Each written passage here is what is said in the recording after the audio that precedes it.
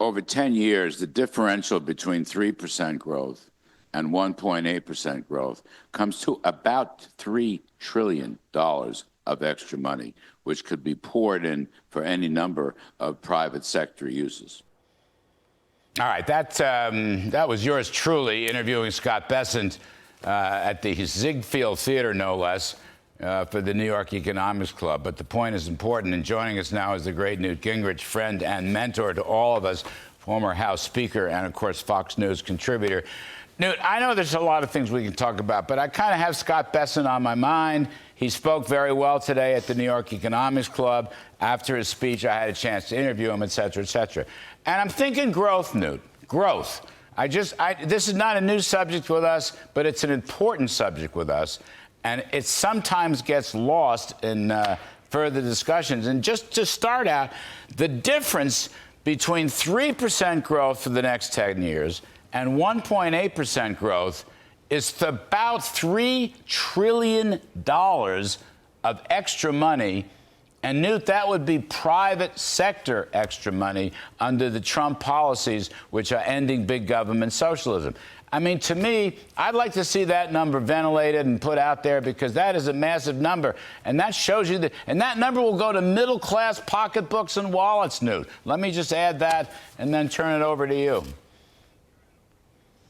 Well, look, the key to a successful America is to have us grow an economy which outproduces anybody else in the world. We've done it before. We're capable of doing it. We have a huge resource base. We have an extraordinary population of people. And we are far and away the most inventive country in the world. You know, of the 19 companies that have $1 trillion annual revenue, 14 are American, 4 are Chinese, and the last one is Saudi Aramco. So the Europeans chose regulation over innovation, and they have stagnated ever since. If we can pass this spring, and I was very encouraged by your interview with Senator Kennedy, if we can pass the big, beautiful bill, get taxes down, get regulations down, get it done by May or June at the very latest, you will see a boom next year. You'll see companies piling into this country. You'll see investments.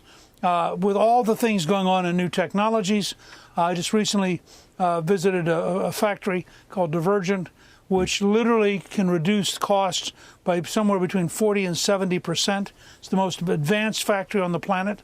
And the Pentagon, if it uses it, will be able to take billions out of their budget while actually producing weapons faster and getting inside the cycle time of Chinese development. So we leapfrog them.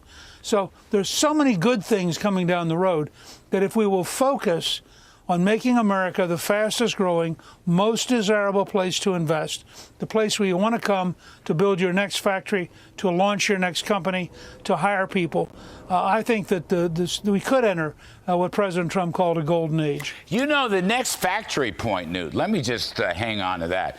I didn't know this. Now, at the speech on Tuesday night, Trump's speech, which was a fabulous speech, but he said that the 100% expensing of machinery and equipment would be retroactive to January 20th. Now, listen, here's what Scott Bessent said today. Scott Bessent said today at the Economics Club speech that factory building would be 100% expensing, retroactive to January 20th.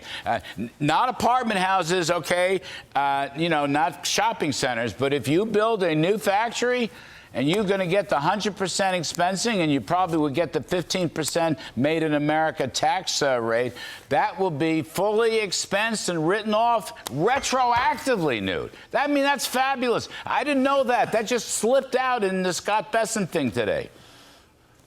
Well, let me tell you an example of learning from history. As you'll remember, in the 1981 tax cut, that didn't go into effect till January of 1983. Right. So 82, we have a deeper recession because everybody's waiting to get the tax break the next year. These guys are very smart about the kind of incentives, and you've seen it, by the way, when you look at the number of companies that have already announced that they're going to invest in America. The first couple of weeks of the Trump administration, I have no doubt that by the end of this year, if we can get the bill passed by May or June, you will see literally $1 trillions of dollars of commitment to new factories, new jobs, new opportunities, higher incomes, much safer pensions, and frankly, an ability to pay for Social Security for the foreseeable future. You get up to 3% plus growth, you solve a lot of problems. I know. It's like a secret weapon, but it's so darn important. The other thing, Newt, that's so important, that's different this time, is the emphasis on ending big government socialism, okay?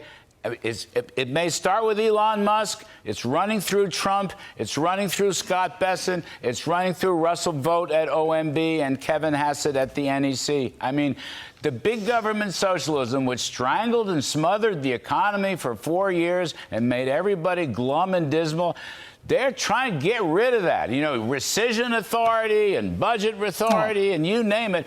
This is hugely important because that will free up resources for your technological revolution. Well, and remember, you have an entire cabinet that is the most entrepreneurial, the most success-oriented, and the most achievement-oriented cabinet in history. Every single one of those cabinet officers understands where Trump wants to go. They want to go there with him. And so you're going to have really aggressive, solid cabinet secretaries who are going to work as partners with Musk, not competitors. And together, they're going to dramatically reshape the government of the United States into a more decentralized, smaller, more efficient, and dramatically less fraud-ridden.